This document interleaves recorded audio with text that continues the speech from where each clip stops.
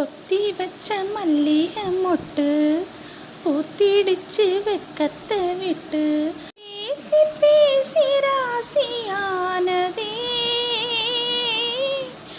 மாமன் பேரை சொல்லி சொல்லி ஆளானதே ரொம்ப நாளானதே.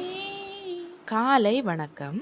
காலையிலன்னு சொன்னாலே எல்லாருக்கும் ரொம்ப பரபரப்பான ஒரு காலை வேலை தான் இருக்கும். குழந்தைங்கள ஸ்கூலுக்கு அனுப்புறது, ஹஸ்பண்டை வேலைக்கு அனுப்புறதுங்கிற பல வேலைகள் இருக்கும். இந்த வேலைகளிலும் எனக்கு பழைய பாடல்கள் கேட்கும்போது என் மனசுக்கு ரொம்ப எதமாவும், எளிமையா, ரொம்ப சீக்கிரமா என் வேலைகள் முடிஞ்சது போலவும் இருக்கும். ஸோ எப்பவுமே ஒரு பாடலை பாடிட்டே தான் நான் வேலை பார்ப்பேன்.